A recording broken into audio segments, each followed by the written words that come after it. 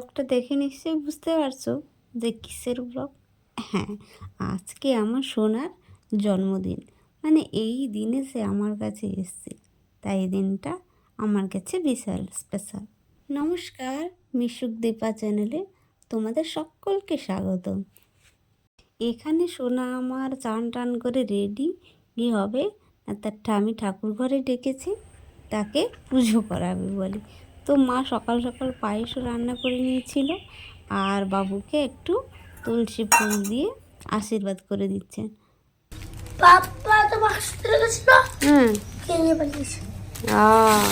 Pen দিয়ে ফুলে দিচ্ছ, এই তো ফুলে গেল। আচ্ছা করো, আমিও লুচি করি, তোমার ফেভারিট। হুম,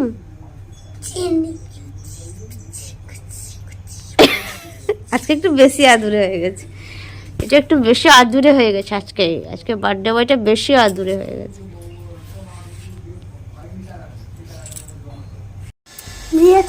বার্থডে বয়, তার জন্য লুচি বানানো হচ্ছে। সে নিজেই এসছে লুচি বানাতে, লুচি ছাড়তে নিজে এসছে। দে আমাকে, দে, তেল ছিটকে পড়বে। এটা কি তুই বানিয়েছিস? এটা পড়বে কড়াই, তাই তো? কড়াই গরম হয়েছে? হ্যাঁ হয়ে গেছে। দেখি দেখি টকবক করে ফুটছে লুচি। এবছর বাবুর জন্মদিনে তেমন মনটা ভালো নেই জানো, কারণ বাবা মানে আমার শ্বশুরমশাই কদিন আগেই মারা গেছেন। তো কিছু সেরকম করারও ইচ্ছে নেই, কিন্তু ছেলে কি আর শোনে? তার জন্মদিন, সব বন্ধুদের নেমন্তন্ন খেতে যাচ্ছে, সে তার বন্ধুদের নেমন্তন্ন করবে, তার বার্থডে বলে কথা। সে আর বাচ্চা, সে কি বোঝে? তার মুখের দিকে তাকিয়ে সামান্য কিছু আয়োজন করছি, তবে বড়সড় কিছুই একদম না। আর কোনো আত্মীয় স্বজন কাউকেও ডাকিনি। সকালের লুচি তরকারি খাওয়া হয়ে গেছে, আর এখন দুপুরে রান্না বসিয়েছি। পায়েসটা তো সকালবেলায় হয়ে গেছে, মা যেহেতু ঠাকুরকে ভোগ দেবেন বলে আগে থেকেই করে নিয়েছেন। আর 5 রকম তো ভাজাভুজি করতেই হয়, সেটা করছি। আর এখানে সেই কড়াতে একটু চাটনি করে দিচ্ছি, কারণ ভাজাটা করতে গিয়ে কড়াইটা অনেকটাই পুড়ে গেছিলো, তো ওই জন্য চাটনিটা করে নামিয়ে দেব। আর আলাদা কড়াতেই মাছ করব। আমাদের বাড়িতে তো মাংস হয় না, তাই মাছের 2-3টে রকম আইটেম করে দেব।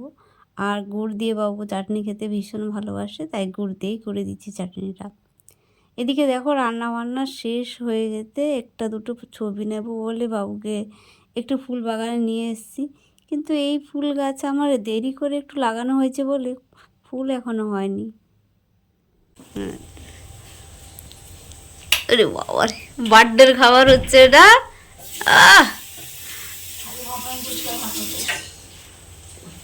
কিন্তু এই লঙ্কাটা খেতে হবে তোমাকে।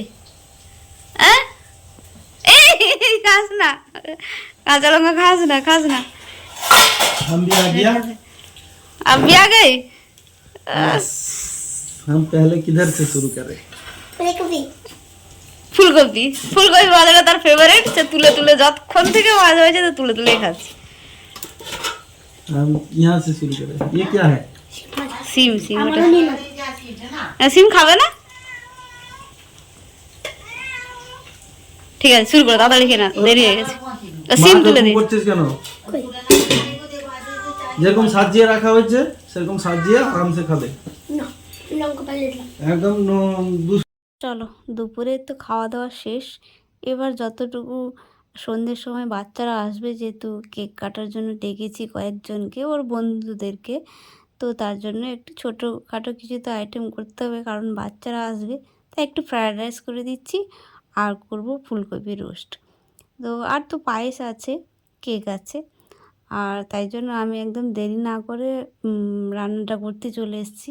কারণ রান্নাটা তাড়াতাড়ি করে দিলে, একা হাতে তো সব কিছু করতে হচ্ছে, এবার তাড়াতাড়ি রান্নাটা করে দিলে একটু বাবুকে সাজিয়ে দেবো। এবছর নতুন করে আর কিছুই কিনিনি, আগে থেকেই যে আগের বছরের বার্থডের যে অ্যালফাবেটগুলো ছিল ওইগুলো দিয়েই সাজিয়েছি, নতুন করে কিচ্ছু কিনিনি, কারণ মনটা একেবারেই ভালো নেই। আর ফ্রায়েড রাইস আমার কমপ্লিট, আর এখানে ফুলকপি রোস্ট করব বলে ফুলকপিগুলো কেটে সেদ্ধ করতে বসিয়েছি। আর ওদিকে দেখি ওর বাবা ছেলে মিলে কতটুকু কী সাজালো। এই যে মোটামুটি ছোটোখাটো উপরে যেরকম হয় অতটা না করলে নয়, সেরকমই করা হচ্ছে। তো এরা করুক, আমারও সেখানে রান্নাটা কমপ্লিট করে ফেলি, কারণ প্রায় সন্ধে হতে এসছে। আর শীতকাল তো কুড়েমি করতে করতেই সময় চলে যায়। তো ফুলকপি রোস্ট করতে তো বেশি সময় লাগে না, তাড়াতাড়ি হয়ে যায়, যেহেতু ফুলকপিগুলো সেদ্ধ করে নিয়েছি। আর এই ভাজার যতটুকু টাইম, বাকি মশলাগুলোই তো আর খুব কম মশলা লাগে, ও তাড়াতাড়ি হয়ে যাবে। এই ফুলকপিতে আমি দিয়েছি কাজু বাটা, চারমগজ বাটা, আর টক দই, আর হলুদ তো পড়বে না, হলুদ দিইনি, লঙ্কা গুঁড়ো, বাকি গরম মশলাগুলো, ব্যাস এটুকুই মশলা। আর একটু আদা বাটা দিয়েছি, এটুকুই লাগে, এটুকুই দিয়েছি। কিন্তু খেতে খুব ভালো হয়, মানে বাচ্চাদের বিশেষ করে বেশি ভালো লাগে। ফ্রায়েড রাইসটা মিষ্টি, আর এটাও ঝাল হয় না, মিষ্টি মিষ্টিই হয়।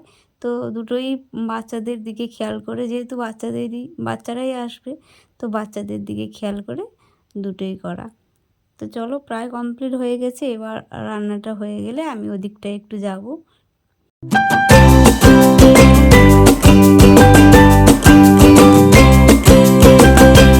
এই যে কমপ্লিট একদম রান্না, আর খুব সুন্দরও দেখতে যেমন হয়েছে, এর স্বাদও সেরকম খুব সুন্দরই হয়।